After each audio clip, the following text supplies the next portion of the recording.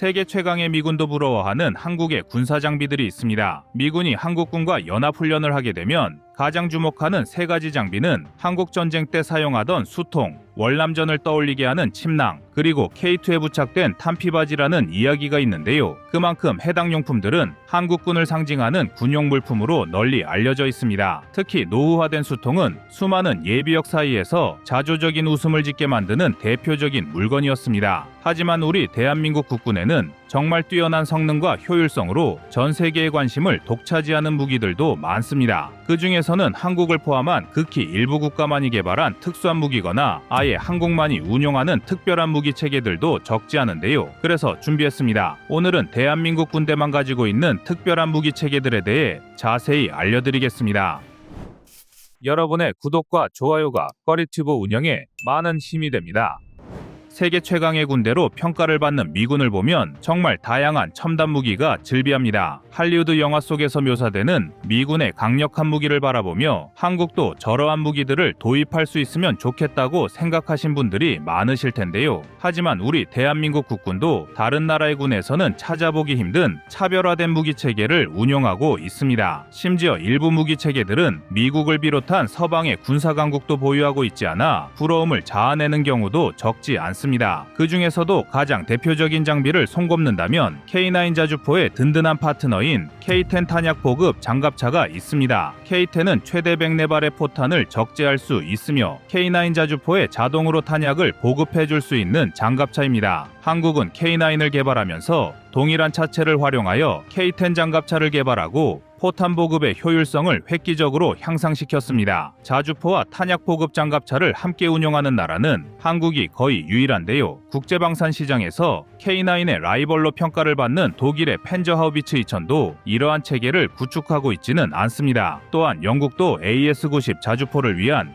AARV 차량을 계획하기는 하였지만 역시 실제 도입으로 이어지지는 않았습니다. 그만큼 탄약 보급 장갑차는 타국에서 유래를 찾아보기 힘든 장비인데요. 그렇기 때문에 미국, 독일 등의 다른 군사 강국들은 훈련을 받을 때 40kg이 넘는 포탄과 20kg이 넘는 장약을 도수로 운반해야 합니다. 하지만 한국은 K10 장갑차 하나로 인해 아주 손쉽게 포탄을 재보급할 수가 있습니다. 이 때문에 한미연합훈련이 시작되면 미군조차도 한국의 K10 탄약 보급 장갑차를 부러움의 시선으로 바라보는 경우가 많은데요. 포병으로 군 생활을 해보신 분들은 몸으로 느끼셨겠지만 40kg이 넘는 포탄을 매번 도수로 운반하는 것은 신체적으로 많은 부담을 느낄 수 있는 작업입니다. 전술훈련 평가 중에서 가장 육체적으로 힘든 과정도 전시 상황을 가정하여 포상 탄약고의 포탄을 차량에 적재하는 것인데요. 모든 전시 상황과 작전 계획을 반영하여 컴퓨터로 진행되는 BCTP 훈련 과정만 하더라도 포탄의 재보급을 요청할 경우 포탄의 무게와 병력의 체력 소모를 반영하여 4-5시간의 재보급 시간이 소요되는 경우가 많습니다. 그만큼 포탄을 적재하는 작업은 포병 부대에서 육체적으로 가장 힘든 작업이지만 탄약 보급 장갑차를 도입한 한국만은 예외입니다. K10 탄약 보급 장갑차의 놀라운 장점은 또 있습니다. K10은 탄약을 재보급하는 과정에서 병력들의 체력 소모를 줄여주고 신속한 재보급이 가능하다는 장점도 있지만 여기에 더해 포병 부대의 생존성 향상에도 많은 도움을 주는 장비입니다. K10 보급을 받지 못했던 연평도의 해병대는 적의 포탄이 떨어지는 상황 속에서 병력들이 자주포 외부로 나가서 도수로 포탄과 장약을 운반해야 했습니다. 다행히 대응 사격을 실시했던 포병 부대에서 전사자가 발생하지는 않았지만 포탄을 운반하던 병력이 북한의 공격을 직접적으로 받았다면 별다른 방어력을 제공받지 못하고 피해를 입을 뻔했던 상황이었습니다. 하지만 K10 장갑차가 포탄을 보급해준다면 별도의 병력이 자주포 외부로 나갈 필요가 없어질 뿐만 아니라 K10에 탑승한 병력도 자동화된 장갑차를 이용해서 안전하게 포탄을 보급해줄 수 있습니다. 이러한 사례는 한국에서만 있는 것이 아닙니다. 러시아는 우크라이나를 침공하는 과정에서 트럭을 이용하여 구식 방법으로 포탄을 재보급했습니다. 그런데 우크라이나의 드론이 이를 발견하고 정밀 타격을 실시하여 해당 부대를 전멸시키는 사건이 발생했었는데요. 트럭으로 포탄을 보급하면 보급 부대는 제대로 된 방호력을 아예 제공받을 수가 없는 데다가 K9과 직접 결합되어 포탄을 제공하는 K10과 달리 도수로 운반한 포탄을 직접 자주포에 적재해야 하므로 자주포의 후방 해치마저 활짝 열려 있던 것이 러시아군의 피해 규모를 훨씬 더 키운 것입니다. 실전에서 이러한 사례들이 발생함에 따라 현재는 미국과 러시아도 K-10과 유사한 구조의 자동화된 탄약 보급 차량을 개발하고 있습니다. 군사력 순위 1, 2위의 나라들이 한국을 벤치마킹한다는 점에서 한국군의 해안이 더욱 돋보이는 무기체계인데요. 한국은 K9 자주포와 짝을 이루는 K-10 이외에도 K-55A1을 지원할 K-56 탄약 보급 장갑차까지 도입하고 있기 때문에 모든 자주포 부대에서 안정적이고 신속한 포탄 보급을 받을 수 있게 되었습니다. 다른 나라에서 따라오지 못하는 한국의 무기체계는 또 있습니다. 원티드라는 영화를 보면 안젤리나 졸리가 카메라가 달린 장비에 권총을 결합하여 자신의 몸을 숨긴 상황에서도 적과 총격전을 벌이는 장면이 나옵니다. 이러한 무기체계를 코너샷이라 부르는데요. 코너샷은 미국과 이스라엘이 합작으로 세운 회사에서 처음으로 개발된 무기입니다. 코너샷이란 이름에서 알 수 있는 것처럼 해당 총기는 엄폐물 뒤에 숨어있는 사수가 총을 여러 각도로 꺾은 다음 카메라를 이용해서 적을 공격할 수 있도록 고안된 총기입니다. 한국은 미국, 이스라엘에 이어 전 세계에서 세 번째로 자체 기술력으로 코너샷을 개발한 나라입니다. 현대 전장에서 가장 최악의 전투는 단연 시가전입니다. 전차와 자주포 등의 장비가 제대로 된 화력을 내기 어렵고 각종 건물과 터널 등의 복잡한 지형은 아군의 전투를 방해하는 장애물이 되기 쉽습니다. 또한 건물 내에서 공격하는 적을 제압하기 위해서는 아군의 보병들이 해당 건물로 진입을 해야 하는데 복도와 계단 등의 지형지물은 적의 반격을 유리하게 만드는 요소입니다. 이 때문에 많은 국가의 군 전문가들은 어떻게 하면 적의 공격으로부터 아군의 생존성을 높일 수 있을지를 고민했고 적이 숨어 있거나 아군의 시야가 확보되지 않는 지형을 극복하기 위해 코너샷을 개발한 것입니다. 코너샷을 사용하게 되면 아군의 보병은 자신의 위치를 적에게 노출하지 않고도 교전을 벌일 수 있습니다. 코너샷이란 무기는 비록 한국이 세계에서 유일하게 사용하거나 최초로 개발한 무기체계는 아니지만 자국 기술력으로 코너샷을 운용하는 나라가 아주 극소수라는 점을 고려하면 상당히 인상 깊은 무기체계입니다. 독일과 스페인 등 유럽의 국가들도 수입에 의존하여 사용하고 있는 데 반해 한국은 독자적으로 코너샷을 개발했을 뿐만 아니라 한국군 특수부대 이외에도 이라크에 수출까지 되는 등 세계적으로 그 성능을 인정받고 있습니다. 또한 한국의 코너샷은 다른 나라와 달리 권총만을 사용하지 않고 K1 기관 단총 등을 결합하는 방향으로 화력까지 확보하려는 시도를 하고 있는데요. 각국의 특수부대들이 코너샷 도입에 관심을 보이는 만큼 한국의 코너샷이 유럽의 부러움을 얻고 있습니다. 마지막으로 한국만의 특별한 무기라면 역시 레이저 무기를 손꼽을 수 있습니다. 한국은 세계 최초로 레이저 무기를 실전에 배치하는 나라입니다. 흔히 레이저 무기라고 한다면 마치 SF 영화를 떠올리지만 레이저를 무기로 활용하는 것은 더 이상 상상의 영역이 아닙니다. 보이스 오브 아메리카에서도 우리 대한민국의 레이저 대공 무기를 극찬할 정도로 많은 관심을 받고 있는데요. 로버트 피터스 연구원은 한국의 레이저 무기를 두고 1회 발사당 $2 미만으로 저렴한 효율을 가지고 있다며 레이저 무기는 미사일 요격보다 저렴한 데다가 훨씬 더 빠르고 정확한 것이 장점이라고 칭찬했습니다. 또한 피터스 연구원은 한국의 방공 역량을 두고 한국은 사드 등 다양한 단거리 중거리 방어를 포함해 상당히 강력한 방공망을 갖추고 있다는 말과 함께 레이저 무기는 사드 등의 다른 방공 체계와 통합해 다층 방공망을 구축할 것이라고 평가를 내렸습니다. 한국의 레이저 무기에 대해 미국이 내린 이러한 평가 속에서 저렴한 비용으로 방공망을 강화할 수 있다는 점은 상당히 중요합니다. 미국도 중동 등의 지역에서 반군이나 민병대로부터 다수의 미사일, 드론 공격을 당하고 있지만 이를 요격할 수 있는 미사일의 가격은 적게는 수억 원에서 많게는 수십억 원을 넘어가기 때문에 가성비 문제로 골머리를 앓고 있습니다. 하지만 한국은 한 발당 $2 미만의 비용이 들어가는 레이저 무기를 통해 이러한 문제를 아주 손쉽게 해결한 것입니다. 또한 일반적인 총이나 포탄과 달리 적진에 낙탄되지 않는다는 점도 엄청난 장점입니다. 해병대 2사단이 위치한 김포 일대를 예시로 들면 한국과 북한 사이의 한강 하구 지역은 양측 모두 들어갈 수 없는 중립지역입니다. 따라서 적의 무인기나 드론이 해당 지역을 비행하더라도 아군이 발사한 총알이 한강 중립구역에 낙탄되지 않도록 주의해야 하는 문제가 있는데요. 유엔 소속의 다국적 군인들이 직접 전방 수경지를 방문하여 중립구역에 대한 낙탄 방지 대책을 점검할 정도로 해당 문제가 가볍지 않아 적극적인 격추 작전을 수행하는 데 어려움이 많았습니다. 하지만 레이저 무기는 이러한 문제를 야기하지 않기 때문에 적성국의 무인기에 대해 조금 더 적극적인 격추 작전을 벌일 수 있습니다. 그런데 일각에서는 북한의 오물풍선을 레이저로 격추하기 어렵다며 과도한 비난을 일삼는 의견도 보이는데요. 하지만 이는 해당 무기 체계의 특징을 이해하지 못했기 때문에 나온 어이없는 주장입니다. 레이저 무기는 드론 등의 열 에너지를 높여 내부의 배터리, 엔진, 전자장비 등을 과열시켜 파괴하는 방식입니다. 애초에 내부의 전자장비와 회로 등을 공격하는 것을 주된 목적으로 개발된 무기를 두고 풍선을 운운하는 것은 무기 체계의 원리와 핵심을 이해하지 못했기 때문이지 무기 체계의 문제가 아닌 것입니다. 현재 레이저 무기는 다양한 국가에서 연구를 진행 중입니다. 중국은 대만의 방어 전략을 깨뜨리기 위해 잠수함에 레이저 무기를 탑재하는 방안을 연구하고 있으며 미국과 영국도 차량에 장착할 수 있는 방식의 레이저 무기를 연구하고 있습니다. 하지만 여전히 해당 국가들은 제대로 된 레이저 무기를 상용화하는 데는 어려움을 호소하고 있는데요. 앞으로는 전 세계에서 유일하게 레이저 무기를 활용하는 첨단 한국군을 보실 수 있게 될 것입니다. 한국은 불과 수년 전까지만 하더라도 국제방산 시장에서 그다지 주목을 받는 나라는 아니었습니다. 하지만 이제는 다른 나라에서 제대로 운용하기 힘든 무기 체계들을 개발하고 독자적인 작전 개념을 확립하는 등 군사 강국으로서 손색 없는 모습을 보여주고 있습니다. 세계 최강의 미국도 운용하지 않는 뛰어난 무기들이 많은데요. 앞으로도 계속해서 발전해 나가는 한국형 무기 체계를 기대하겠습니다. 여러분의 구독과 좋아요가 꺼리튜브 운영에 많은 힘이 됩니다.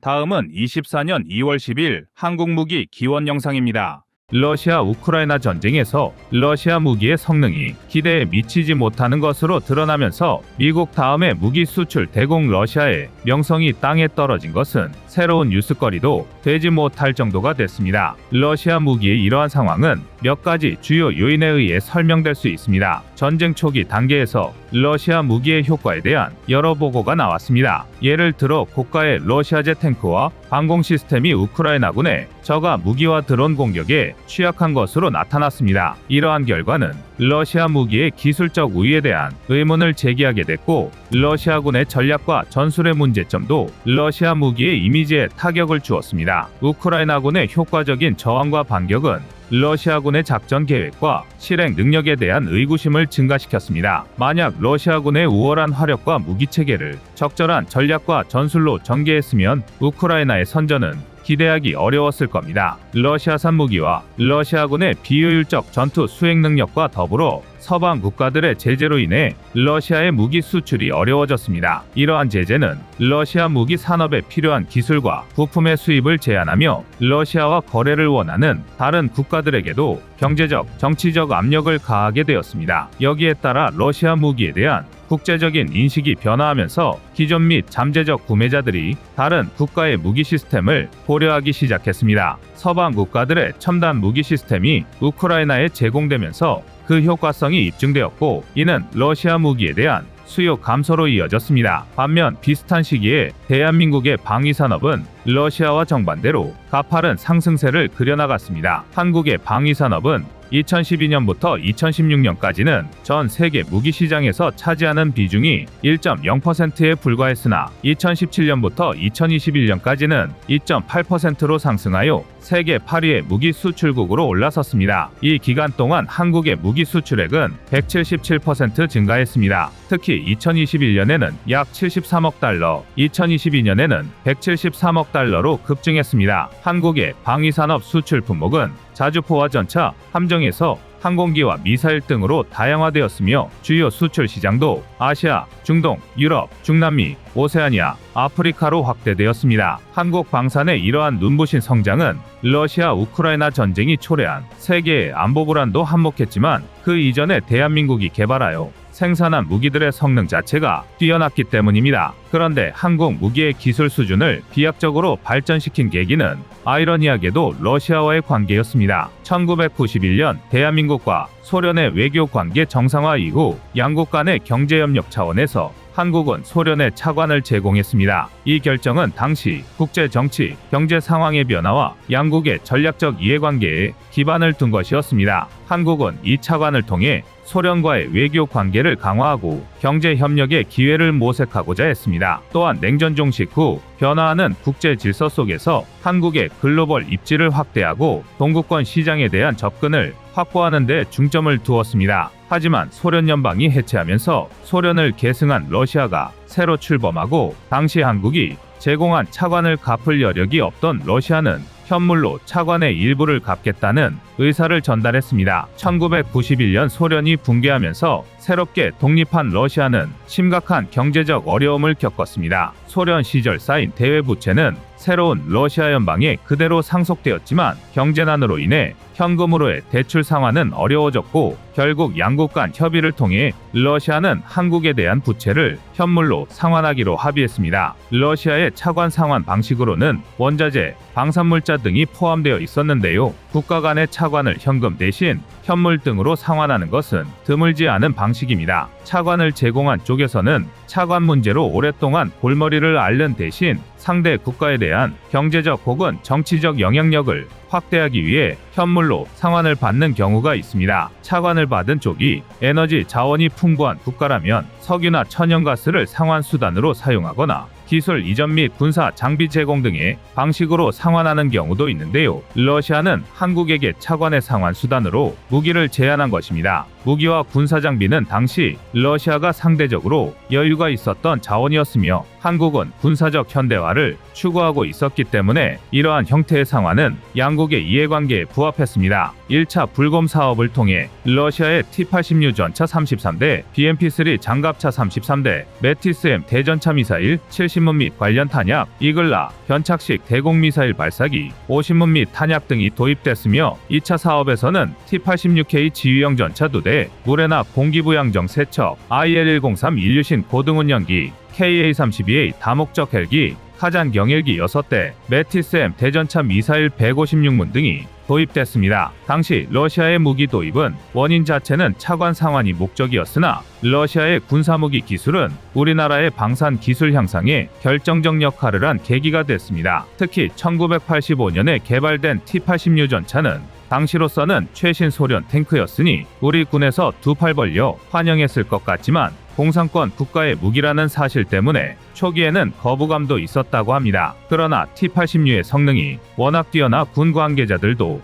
관심을 가지게 됐고 이후 우리 육군에서도 일부가 아직 운용되고 있습니다. 그러나 T-86의 진정한 유사는 우리 전차 제작 기술에 도움을 줬다는 것입니다. 당시 한국은 K1A1 전차를 생산 중이었는데 차기 전차 개발에 T-86의 기술이 적용됐습니다. T-86의 가장 큰 특징 중 하나는 자동장전 장치라고 할 수 있는데요. K2 전차와 K9 자주포에 바로 이 자동장전 장치 기술이 채택되었습니다. 또한 러시아는 T-86에 감선 우라늄 분리 철갑탄 역시 넘겨줬는데 이것을 바탕으로 우리 군이 우라늄탄과 각종 전차의 주포 제작 기술을 습득할 수 있었다는 분석도 있습니다. BMP-3 장갑차 역시 빼놓을 수 없었는데요. 현재 우리 군의 주력 장갑차인 K-21 개발에 큰 도움이 된 것이 바로 BMP-3였습니다. 그런데 아시는 분들이 많지 않으시겠지만 불곰 사업은 아직도 진행 중에 있는데요. 3차 불곰 사업은 현재 지지부진한 상황입니다. 한국의 방위산업 규모나 생산 능력이 이제는 굳이 러시아에게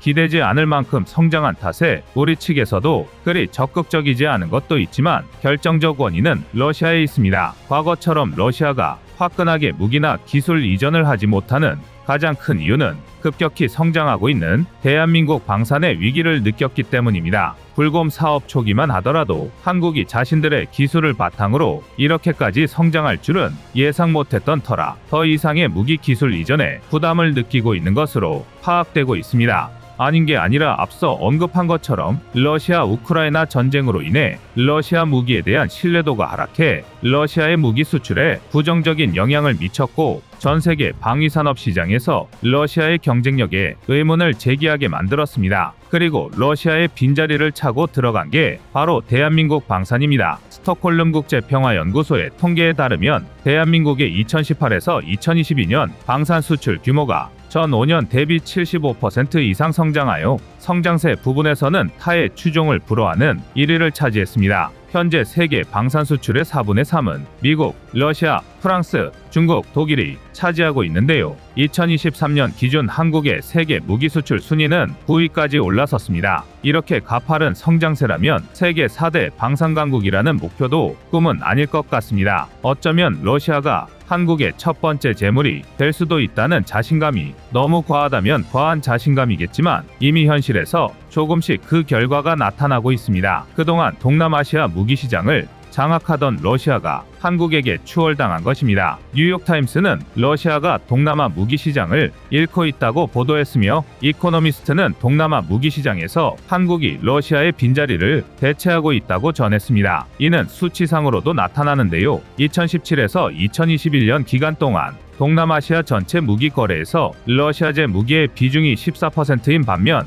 한국 무기는 18%를 차지한 것입니다. 전문가들은 동남아시아에서 한국 무기가 러시아 무기를 밀어낸 것에 다음과 같은 분석을 내놓아 눈길을 끌기도 했는데요. 가장 큰 이유는 역시 성능입니다. 한국 무기는 나토 표준 규격이면서 신뢰도 높은 첨단 무기 체계라는 것을 첫 번째로 꼽았고 다음이 가격입니다. 한마디로 가성비라는 것인데요. 가성비라는 말이 어떻게 보면 싼 게 비지떡 같은 부정적인 이미지로 들릴 수 있지만 싱가포르 싱크탱크인 ISEAS 유소프 이상연구소 이한 연구원의 한국 첨단 무기 체계는 서방의 무기보다 가격은 싸지만 성능은 뛰어나다라는 말로 가성비에 대한 오해를 불식시킬 수 있을 것 같습니다. 또 하나의 이유로는 한국은 여타 무기 생산국에 비해 숨겨진 정치적 전략적 의도 없이 무기 그 자체의 가격과 성능만으로 믿을 수 있는 나라라는 것입니다. 무기 판매는 무기 판매와 더불어 군사안보 분야의 역학관계가 형성될 수 있는데요.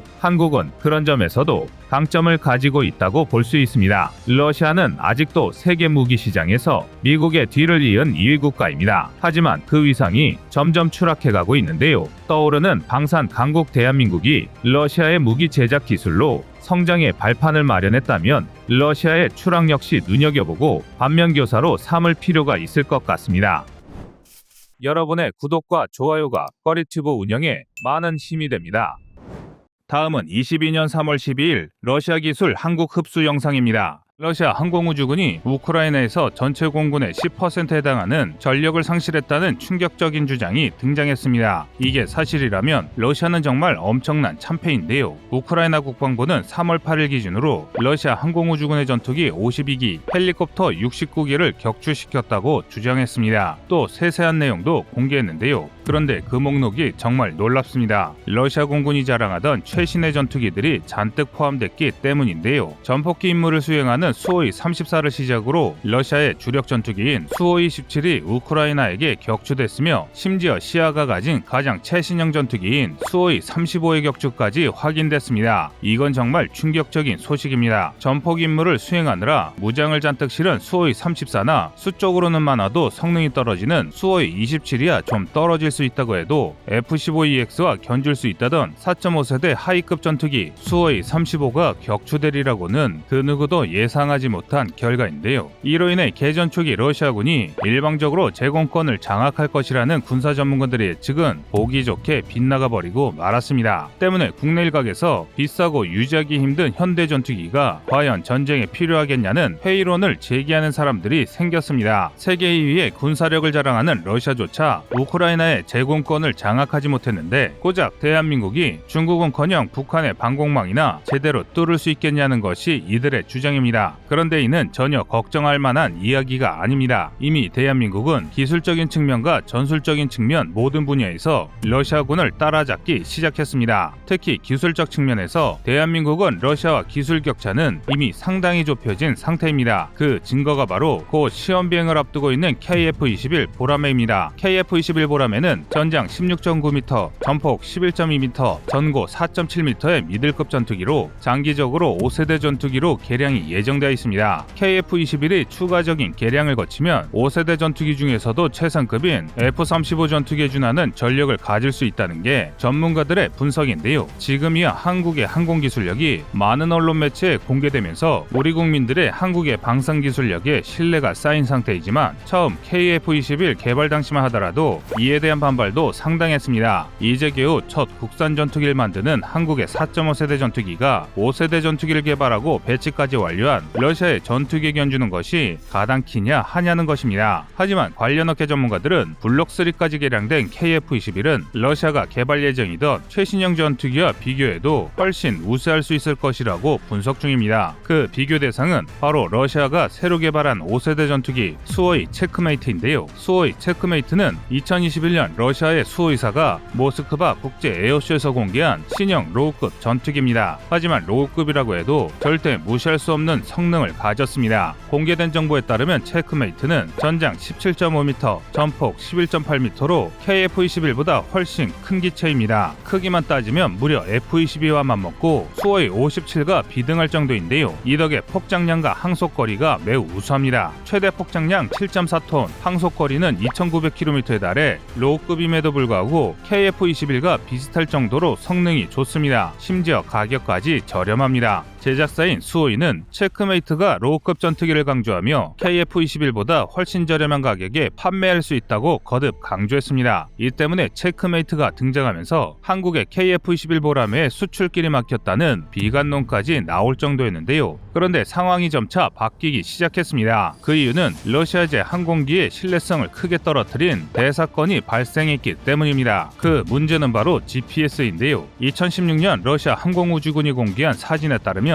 수호이 34 전폭기가 민수형 GPS를 사용하는 것이 확인돼 큰 충격을 주었습니다. 러시아가 글로나스라는 자국산 GPS를 보유하고 있는 국가라는 점을 감안한다면 이는 정말 말도 안 되는 일인데요. 이에 대해 전문가들은 러시아가 운영하는 군용 GPS에 심각한 성능 부족이 드러난 것이라고 말합니다. 군용 항법 장비가 시도 때도 없이 고장이 나니 상용 GPS 장비를 비상용으로 사용했다는 것입니다. 그리고 이런 사실이 밝혀지면서 러시아산 전투기에 대한 신뢰가 땅에 떨어졌습니다. 이는 상당히 심각한 문제입니다. 그중 가장 대표적인 문제가 기껏 첨단 전투기를 사더라도 엉터리 항법 장치 때문에 정밀 유도 무기를 쓸 수 없는 것입니다. 그런데 문제는 또 있습니다. 바로 레이더입니다. 아무리 러시아의 최첨단 전투기를 할지라도 서방에 비해 레이더용 반도체 소재 기술이 떨어지는 러시아의 상황을 고려하면 아무리 첨단의 레이더라 하더라도 성능이 좋을 수가 없는데요. 심지어 경제 제재로 외산 부품을 살 수 없게 되었으니